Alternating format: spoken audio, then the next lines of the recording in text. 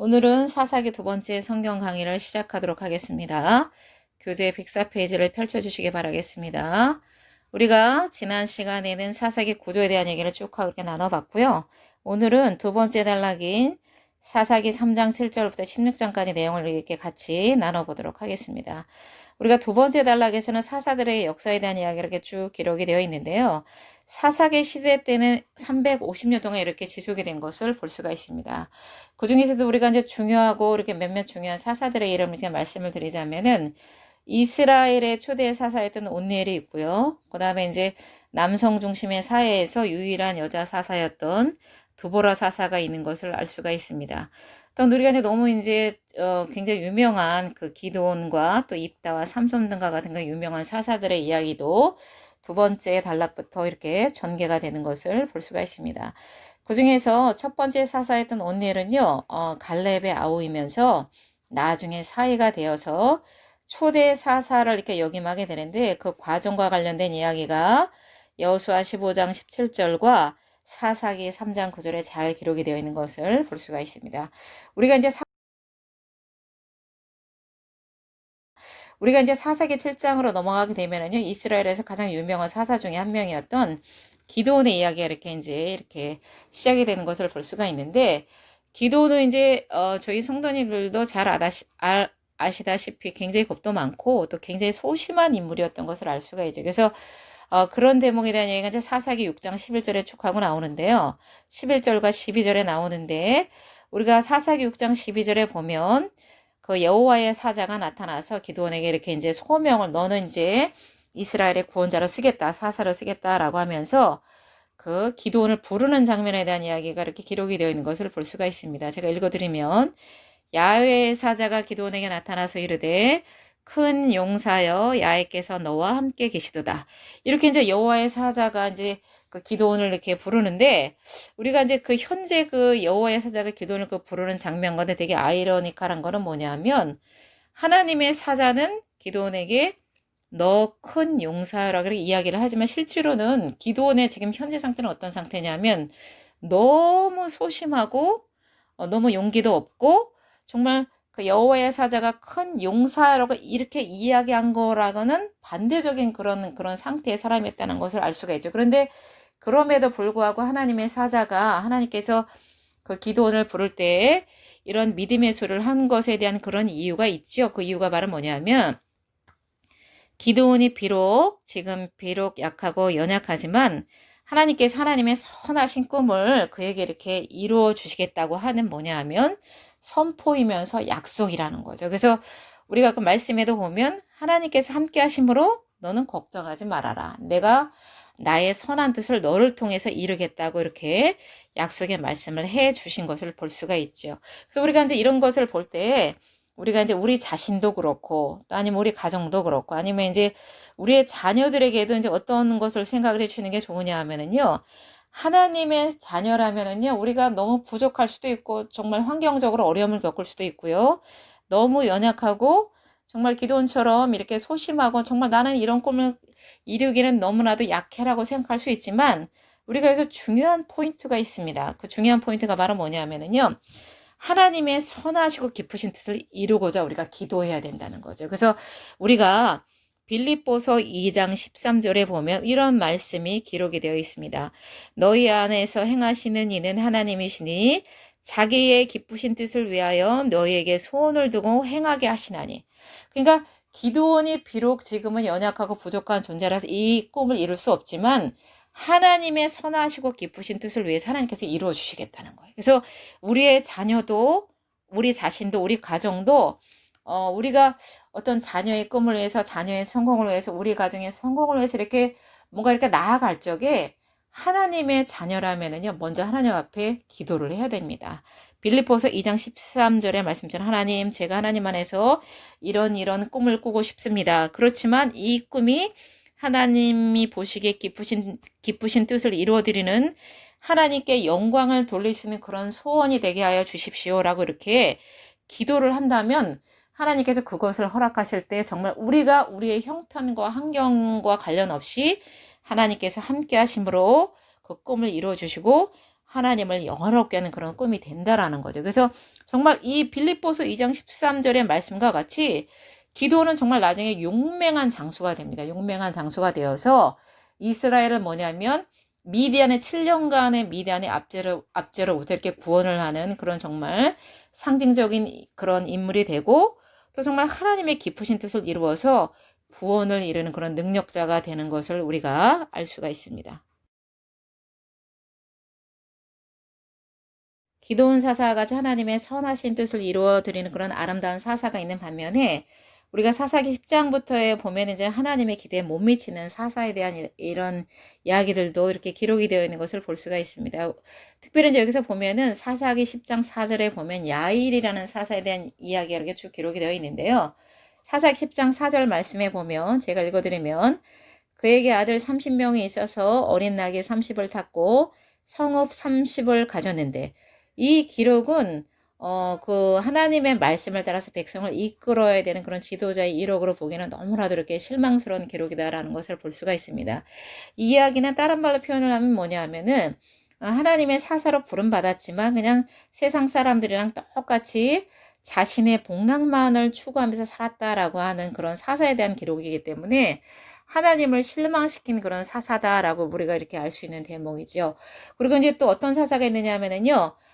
입다라는 사사는 하나님의 능력을 힘입어서 이스라엘 백성을 암몬 자손의 손에서 이렇게 구해냈는데 또 이 사사는 뭐냐면은 하나님 앞에 경솔한 그런 서원을 함으로 어떤 서원을 했느냐 하면은 암몬 자손과의 전쟁에서 승리하고 돌아올 때 누구든지 내 문 앞에 내 집문에서 제일 처음 나와서 나를 영접하는 사람을 여호와께 번제로 드리겠다라는 그런 경솔하는 그런 서원을 하게 되고 그 결과 어떻게 되느냐면 자신의 무남 동료 외동딸을 번제로 드리는 정말 어처구니 없는 그런 상황이 벌어지고 맙니다. 근데 사실 사람을 제물로 바친다 이런 것은 뭐냐면 이미 벌써 모세의 율법을 통해 하나님께서 금하신 일인데 이 일은 그 지도자로서 세움받은 사사들조차도 얼마나 하나님의 말씀에 무죄했는가라는 것을 보여주는 그런 대목이라고 볼 수가 있습니다.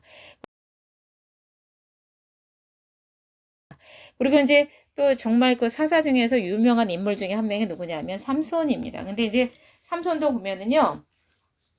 삼손은 유명한 사사 중에 한 명으로서 뭐냐면 삼손은 복받은 사람이었고 여호와의 영이 함께하는 그런 인물이었습니다. 우리가 이제 보면 삼손은 엄청난 힘을 하나님께서 주셨고 엄청난 능력을 주셨는데 그 하나님께서 주신 그런 뭐냐면 재능과 은사를 잘 발휘를 하지 못했죠. 그래서 나중에 정말 그 비참한 체험을 맞이하게 되는데요. 하나님께서 이런 삼손에게 뭐냐 하면은 엄청난 능력과 은사를 주셨는데 그것에 대한 기록이 뭐냐면 사사기 15장 12절에 기록이 되어 있는 것을 볼 수가 있습니다. 얼마나 큰 능력을 주셨느냐 하면은요. 나귀의 턱뼈를 가지고 자그마치 블레셋 사람을 1000명을 죽였다라는 이런 기록이 나와 있어요. 그래서 엄청난 그 능력과 은사에도 불구하고 이제 그런 나중에는 정말 비참한 채를 맞이하게 되는데 이런 삼손에게 하나님께서 뭐냐 하면 두 가지 과제를 주셨습니다. 그 두 가지 과제가 뭐냐? 첫 번째는 뭐냐 하면 너는 이스라엘을 블레셋으로부터 해방시켜라. 두 번째는 뭐냐 하면은 이스라엘에서 모든 우상을 없애고 하나님만 섬기는 민족으로 개혁을 해라라고 이렇게 이제 그런 두 가지 중요한 사명을 맡겨주셨는데 그럼에도 불구하고 이제 삼손은 블레셋과의 싸움에서 여러 차례 승리를 거두기도 했지만 그 20년을 사사로 있으면서 하나님의 기대에는 미치지 못했던 것을 알 수가 있습니다. 이렇게 이제 삼손의 이야기를 하면서 삼손에게 하나님께서 엄청난 능력과 이렇게 은사를 주셨는데 삼손은 결국은 나중에 이제 보시면 알겠지만 자신의 욕망과 뭐냐면 욕심을 따라가면서 그 하나님 주신 커다란 능력과 은사를 잃어버리게 되죠. 잃어버리게 되고 비참한 결과를 초래하게 되는 것을 볼 수가 있습니다. 제가 이제 이렇게 삼손의 이야기를 하면서 예전에 이제 읽었던 그런 간증에 대한 생각이 나는데요. 그 배재철 성악가에 대한 그런 이야기가 생각이 납니다. 그래서 배재철이라는 그 성악가가 굉장히 이제 드라마틱한 그런 인생을 살으셨기 때문에 이게 이분의 이야기가 이제 나중에 영화로도 만들어졌다고 하더라고요. 그래서 이제 보면은 이분이 이제 그 전도 유명한 성악가였고 이렇게 이제 이탈리아로 유학을 가서 정말 유명한 콩쿠르에서 우승을 하기도 했고, 그래서 이제 전문가들로부터 100년에 이렇게 나올까 말까 한 그런 정말 이렇게 아름다운 목소리를 지닌 사람이다라는 걸 평가를 받았다고 합니다. 그래서 이제 이탈리아 유학의 삶이 이렇게 생활을 해야 되니까 이 목소리를 통해서 많이 이렇게 이제 돈을 많이 벌으셨다고 하는데, 이제 목소리를 통해서 돈을 버는 과정 가운데 너무나도 이제 이렇게 뭐냐 하면은 자신을 너무나도 지나치게 혹사를 한 나머지 나중에 이제 결과론적으로 보면은 이제 자신에게 자꾸만 이렇게 이제 목소리를 혹사를 하다 보니까 돈을 벌면서 목소리를 통해서 돈을 벌면서 혹사를 하다 보니까 의사로부터 자꾸만 사인이 이렇게 왔다고 합니다. 사인이 오면서 당신이 조금 더 이렇게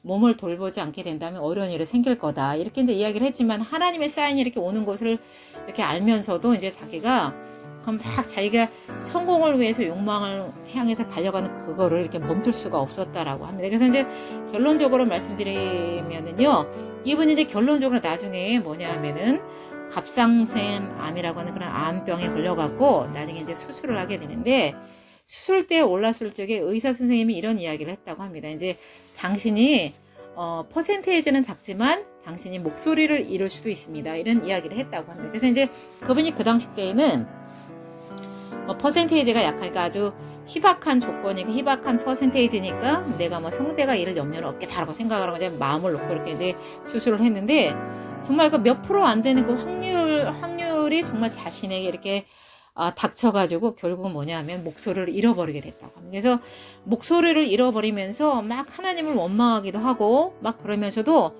정말 지금까지는 너무 바쁘고 자신의 욕망을 이루게 그런 인생을 살아왔는데, 자기가 병상에 있게 되면서 하나님 앞에 이렇게 어떻게 하냐 회개를 하게 되고, 이 목소리를 주신 분이 하나님인데 하나님 앞에 아름답게 내가 수임받지 못하고 내 욕망과 욕심을 위해서 이렇게 썼구나라는 그런 회개를 하면서 하나님 앞에 깊은 기도를 하게 되고 회개를 하면서 다시 믿음의 사람으로 이렇게 돌아오게 됐다고 합니다. 그래서 또 이렇게 몇 년이라는 세월이 지나서 하나님 앞에 다시 신앙을 회복할 때쯤 돼서 또 한 번의 이런 이제 그 성대를 회복하는 그런 수술을 하게 됐는데, 그때는 정말 자기가 회개하고 돌아와서 하나님 앞에 그 소원 기도를 하면서, 하나님, 제가 정말 요번에 성대가 이렇게 회복된다면 하나님의 그 선하신 뜻을 위해서 이 목소리를 사용하겠습니다.